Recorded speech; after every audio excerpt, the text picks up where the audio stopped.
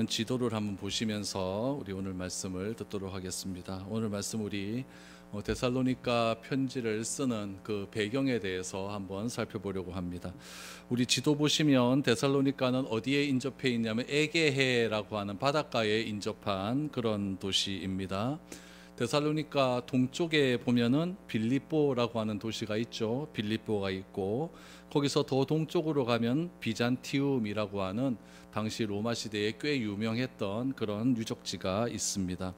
그리고 데살로니가를 중심으로 해서 서쪽으로 가면은 두 개의 도시로 나뉘어지는데 뒤라쿰과 아폴로니아라고 하는 해안가로 나뉘어지게 되죠. 그러니까 데살로니가는 비잔티움과 아폴로니아, 뒤라쿰의 그 길가에 있는 그런 도시다라는 것을 알 수가 있습니다. 비잔티움과 아폴로니나 또 뒤라쿰을 이어지는 도로가 하나 있어요. 그 도로를 뭐라고 이야기하냐면은 비아 에그나시아라고 합니다. 비아라고 하는 것은 길이라는 라틴어예요. 비아라고 하는 것은 라틴어 길이라는 뜻입니다. 그래서 우리 고난의 길 그런 비아 돌로사라고 말하지 않습니까? 돌로사라고 하는 것은 순환이라는 뜻이거든요. 그래서 비아라고 하는 것은 라틴어로 길이라고 하는 뜻이고 에그나시아라고 하는 것은 이 도로를 지은 사람의 이름입니다. 그래서 사람의 이름을 따서 비아 에그나시아라고 하는 도로라고 이야기를 하고 있죠. 우리 세계는 다 로마로 통한다. 세계의 모든 길은 로마로 통한다라고 하지 않습니까? 그래서 이렇게 비아 에그나시아라고 하는 그런 도로가 하나 있고요. 티라쿰이나 아폴로니아에서 배를 타고 이탈리아로 들어갑니다. 이탈리아로 넘어가면은 브른티지움이라고 하는 도시가 나오지 않습니까? 거기서부터 해서 북쪽으로 쭉 올라가면 로마라고 하는 우리 도시가 나오죠. 그래서 브르티지움에서 로마로 가는 이 도로를 뭐라고 이야기하냐면은 비아 암피아라고 해서 합니다. 암피아는 또 뭘까요? 사람 이름이에요. 그래서 이 비아 암피아라고 하는 도로는 세계 최초의 고속도로입니다. 고속도로. 그러니까 비아 에그나시아라고 하는 것은 세계 그냥 도로 잘 발달된 도로고 고속도로 최고의 고속도로는 비아 암피아라고 이야기를 하고 있는 것이죠.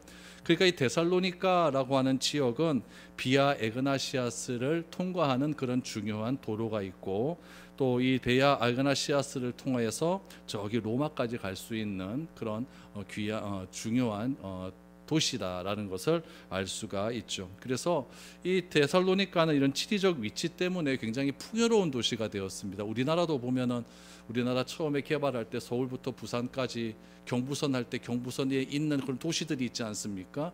그 경부선을 잇는 그 도시를 중심으로 다 우리나라가 발달을 했잖아요. 마찬가지로 이 당시 로마도 이 도시가 발달되는 과정 중에 제일 중요한 것은 도로망입니다.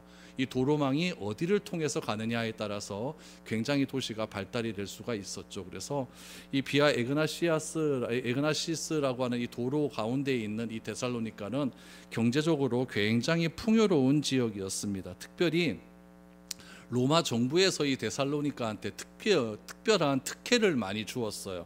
특혜도 많이 주고 세금 감면도 많이 해주고 또 여기가 경제적으로 풍요롭다 보니까 세금을 많이 내겠죠. 그러니까 세금을 많이 내니까 다른 지역에 비해서 세금을 많이 내니까 감면도 많이 해주고 부자 특세도 많이 해주고 이러다 보니까 자연적으로 데살로니가는 로마에 대해서 친로마 성향을 지니까요, 반로마 성향을 지니까요?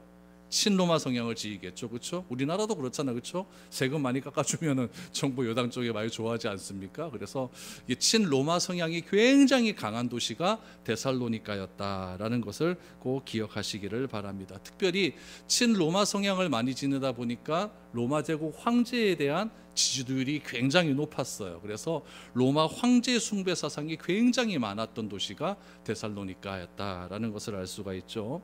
이거는 또 데살로니가에는 또 신비한 토속적인 종교가 두 가지가 있었습니다. 이 종교가 굉장히 중요한데 첫 번째 종교는 어떤 종교이냐면은 디오니소스라고 하는 종교예요. 디오니소스는 뭐냐면은 제우스의 아들입니다. 제우스의 아들인데 당시에는 신과 인간이 같은 모양을 지니고 있지 않습니까? 그래서 우리 그리스 신화나 로마 신화 같은 데 보면 신이 이렇게 안 보이는 게 아니라 사람이나 신이나 별반 다름이 없고 사람이나 신이나 신이라면 뭔가 좀 본받을 만 해야 되는데 신도 질투하고 신도 사람 죽이고 막 이러지 않습니까? 이 디아니소스라고 하는 신은 뭐의 신이냐면은 포도나무, 포도주의 신입니다. 포도나무, 포도주. 그 당시는 포도주 그러면 굉장히 축제 분위기고 굉장히 풍요를 상징하지 않습니까? 그러니까 이 디오니소스는 뭐냐면은 굉장히 축제를 좋아하는 신이고 풍요로움을 좋아하는 신이에요. 이 디오니소스를 상징하는 상징물이 있는데 그 상징물이 뭐처럼 생겼냐면 남자의 성기처럼 생겼어요.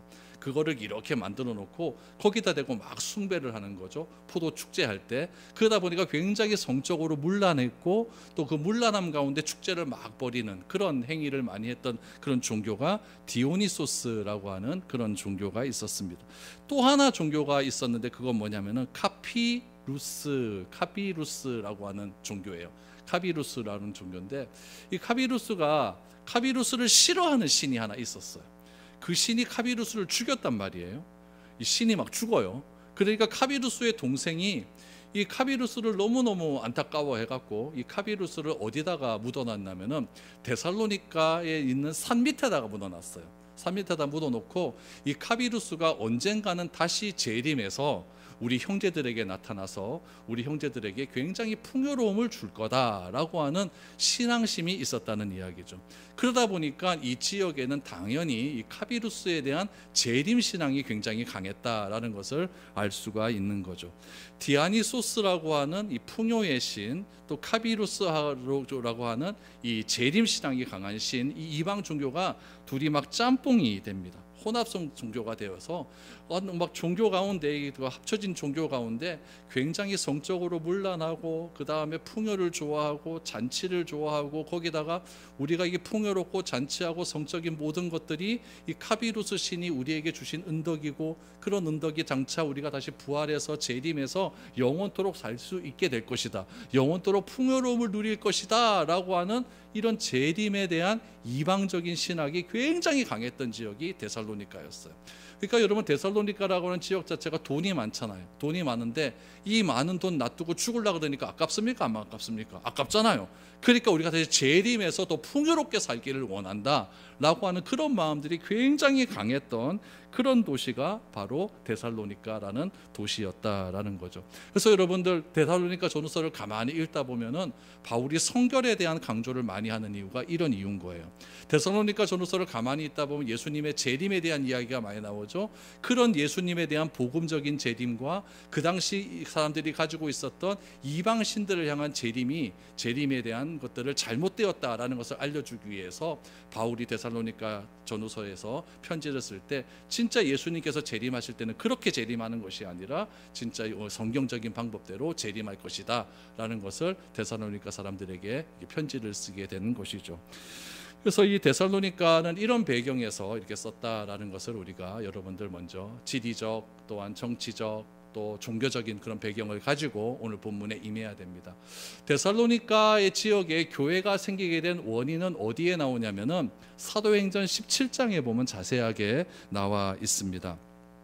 사도행전 17장에 보면은 이게 이제 바울의 2차 전도 여행에 대한 이야기들이 조금 이따 올리면 돼요. 2차 전도에 대한 이야기들이 많이 나오는데 2차 전도 여행 중에 바울이 원래 어디로 가게 했냐면은 아시아 쪽으로 가려고 해서 터키 쪽으로 가려고 했어요. 그런데 갑자기 드로아에서 건너와서 우리를 도우라라고 하는 마게도니아 사람의 그런 환상을 보게 되죠. 그래서 바울이 드로아에서 배를 타고 건너가게 됩니다. 그래서 제일 먼저 간 도시가 어디냐면은 오늘 지도에 보면은 빌립보라고 하는 지역에 처음으로 가게 됩니다. 그래서 바울이 2차 전도 여행을 이제 빌립보에서부터 시작이 되죠. 이 빌립보도 여러분 비아 에그나시아라고 하는 도로 가운데 있지 않습니까? 그러다 보니까 돈이 많을까요, 적을까요? 많아요. 그러면 친로마 성향, 반로마 성향, 친로마 성향이겠죠, 그렇죠? 그래서 친로마 성향이 굉장히 강한 빌립보라는 도시가 있었습니다. 그런데 바울이 전한 복음은 어떻게 보면 여러분 친로마적인 복음은 아니에요. 왜냐하면은 바울이 전한 복음에는 예수님이 주라고 하잖아요, 그렇죠? 주라고 하는데 그 당시 친로마 성향을 가졌던 사람들은 주는 누구라고 하냐? 퀴리오스라고 하는데 이 퀴리오스라고 하는 호칭을 누구에게 붙였냐면은 황제에게만 붙였어요. 그러니까 주가 두 명이 될 수가 있는 게 아니잖아요. 그러다 보니까 바울이 전한 복음이 로마 사회에서 굉장히 반대적이고 핍박을 받았던 이유가 이 주라고 하는 호칭 때문에 그렇다라는 거예요.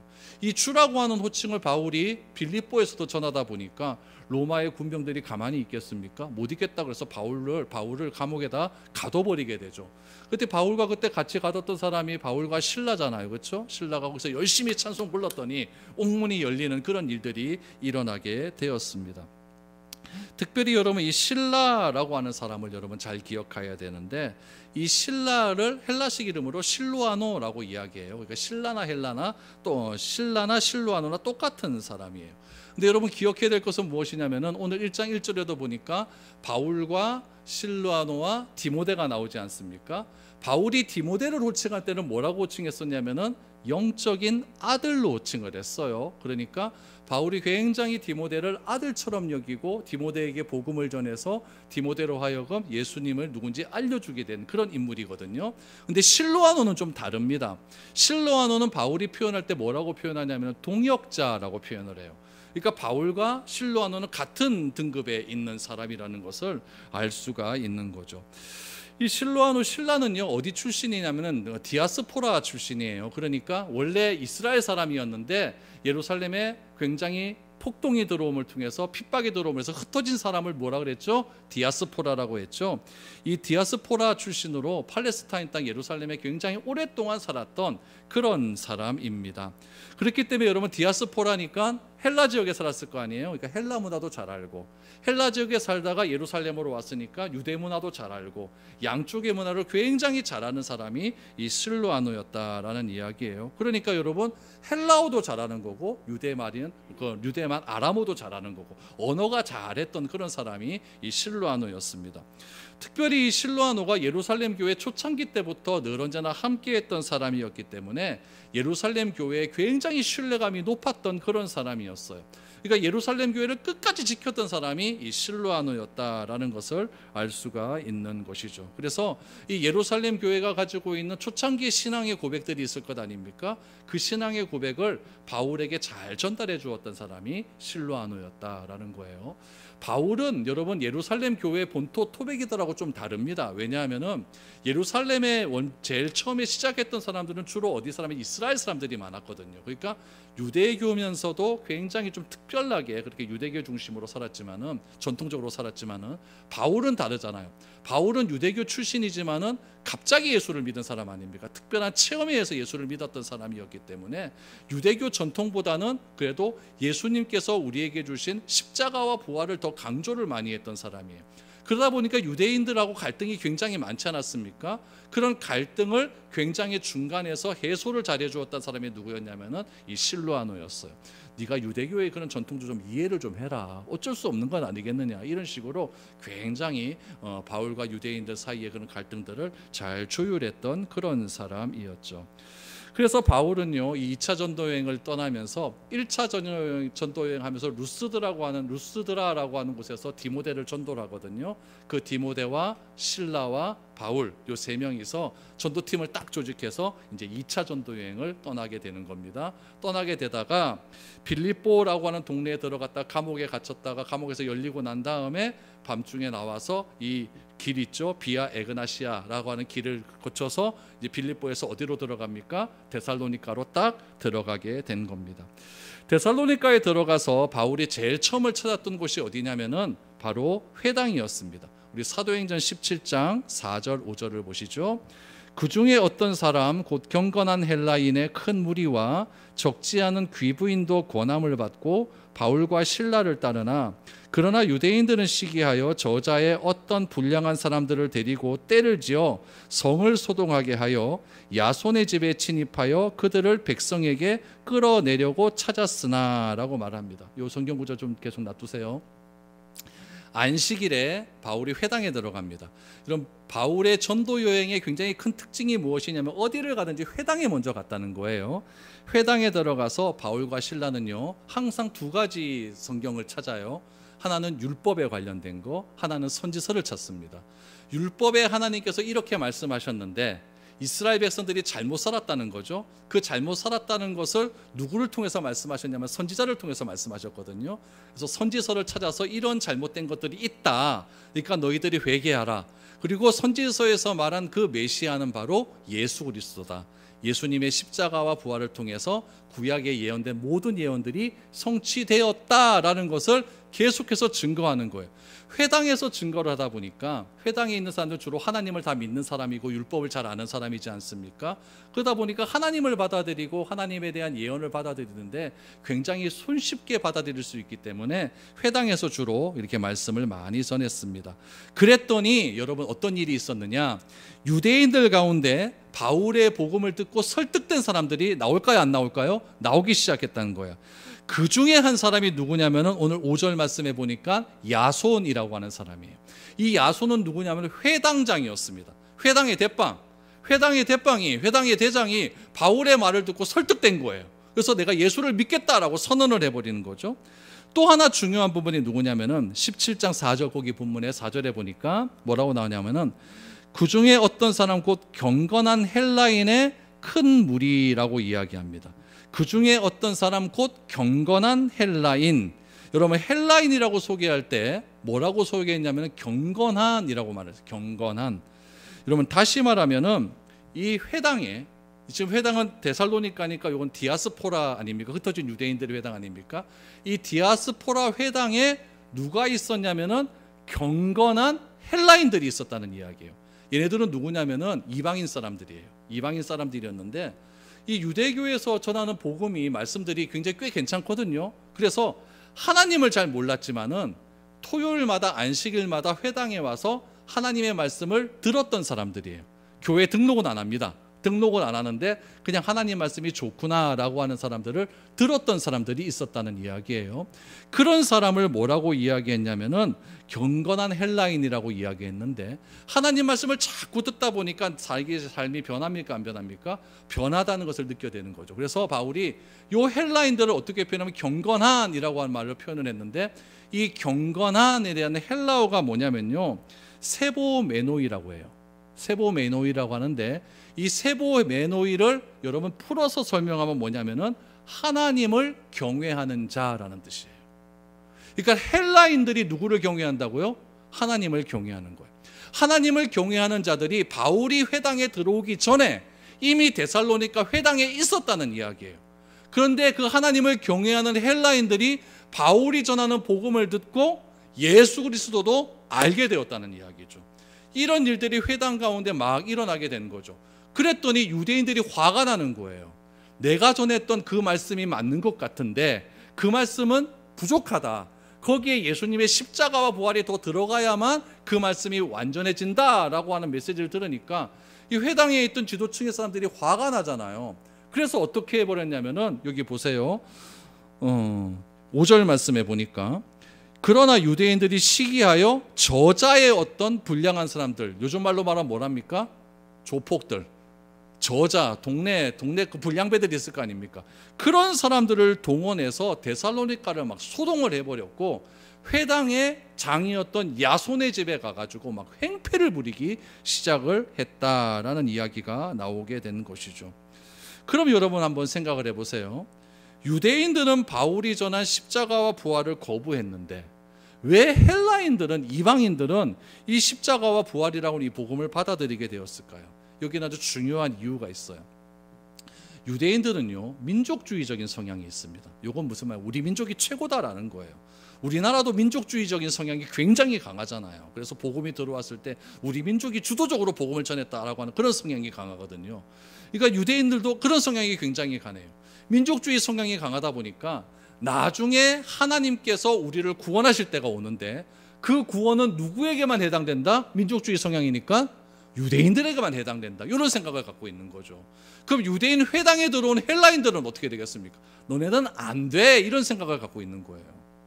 그러다 보니까 헬라인들이 들어와서 하나님의 말씀을 듣고 경건한 헬라인들이 되었음에도 불구하고 그들을 인정을 안 하는 거예요. 너들은 구원도 못 받을 건데 구원은 우리만 받는데 라는 생각이 굉장히 유대인들에게는 강했다는 이야기죠. 그런데 바울이 전한 복음은 달라요. 바울은 복음을 전할 때 뭐라고 해요? 복음은 모든 사람에게 동일하게 보편적으로 적용되는 거예요. 유대인이나 헬라인이나 자유인이나 종이나 상관없이 예수가 그리스도고 예수가 주님이시고 예수가 나를 위하여 십자가에 못 박혀 죽으셨다. 3일 만에 부활하셨다. 이 사실을 믿으면 유대인이건 헬라인이건 다 상관없이 구원을 받는다라고 하는 메시지를 전해버리니까 유대인들은 기분이 좋겠습니까? 별로 안 좋아요. 헬라인들은 이건 좋은 거죠. 그래서 헬라인들이 더 많이 복음을 듣고 돌아오는 그런 일들이 일어나게 되었다라는 이야기죠. 그러면 여러분, 바울도 이런 성향이 있었느냐 없었느냐? 바울도 이런 성향을 갖고 있었어요. 바울도 유대인이지 않습니까? 그러니까 민족주의적인 성향이 갖고 있겠죠. 그래서 나중에 로마서 같은 데 보면은 바울이 안타까운 사실이 하나를 고백을 하는데, 그게 무엇이냐면은 맨 처음에 하나님의 복음이 유대인에게 왔는데 그 하나님의 복음이 유대인에게 온 복음을 이 유대인들은 어떻게 했냐면 죽여버리지 않았습니까? 예수님을 죽여버렸어요. 그래서 그 복음이 어디로 넘어갑니까? 이방인에게로 넘어가잖아요. 그러니까 바울에게 안타까운 사실은 우리 민족은 하나님으로부터 율법도 받고 선지자도 우리에게 먼저 왔고 모세도 있었고 은혜도 제일 먼저 받았는데 그런 우리 민족이 복음을 못 받아들이고 헬라인에게로 넘어갔다는 이야기. 이걸 바울은 너무너무 안타까워했어요. 우리 민족이 구원을 받아야 된다라고 하는 생각도 바울은 있었다 없었다? 있었다는 이야기예요. 그러나 바울에게 있어서 유대인과의 차이점은 무엇이냐면은 유대인들은 우리 민족만 구원받는다. 근데 바울은 우리 유대인도 구원받아야 되지만 누구도 받아야 된다? 이방인도 받아야 된다라고 하는 생각이 굉장히 강했다라는 이야기죠. 그래서 바울은 회당장 야손이라고 하는 사람이 복음을 듣게 되어서 그 야손의 집에서 야손과 경건한 하나님을 경외했던 헬라인들과 함께 교회를 세웠는데 그 교회 이름이 데살로니가 교회인 거예요. 교회는 그렇게 세워졌습니다. 그래서 바울이 회당에서 열심히 복음을 전했죠. 그래서 사도행전 17장 7절 말씀을 한번 보십시오. 보니까 뭐라고 나오느냐. 야손이 그들을 맞아 들였도다. 이 사람들이 다 가이사의 명을 거역하여 말하되 다른 임금 곧 예수라는 이가 있다 하더이다 하니라고 말합니다. 그러니까 유대인들이 화가 난 거예요. 화가 나서 야손의 집에 바울과 경건한 헬라인들이 있다라고 고소를 합니다.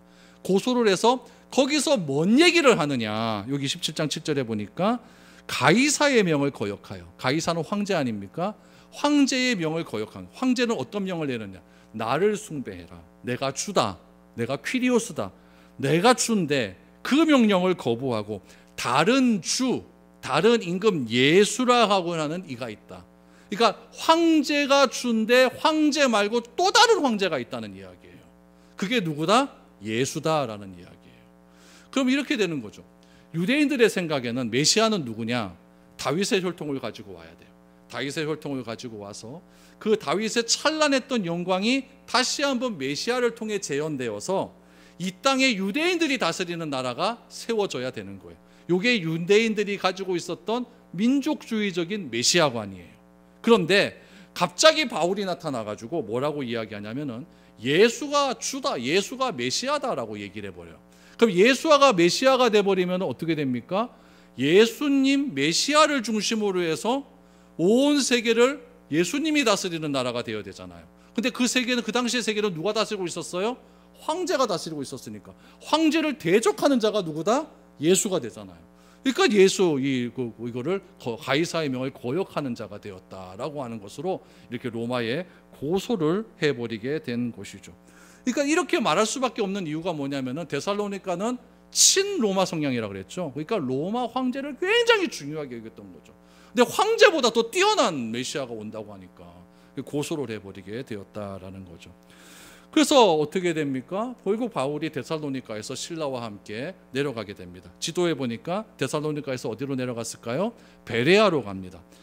바울이 데살로니가 지역에서 얼마 동안 해서 딱 3주 있었다 그래요. 세안식을 거쳤다. 3주 동안 있다가 데살로니가 교회를 설립하고 베레아를 갔어요. 근데 베레아에 딱 가니까 바울이 데살로니가 교회가 걱정이 될까요? 안 될까요? 걱정됐죠. 3주 만에 끝나버렸으니까 걱정이 된 거예요. 그래서 데살로니가에 다시 가서 데살로니가 교회가 잘 되는지 안 되는지 한번 방문해 보기를 원하는 거예요. 그 이야기가 데살로니가전서 2장 17절 18절에 나옵니다.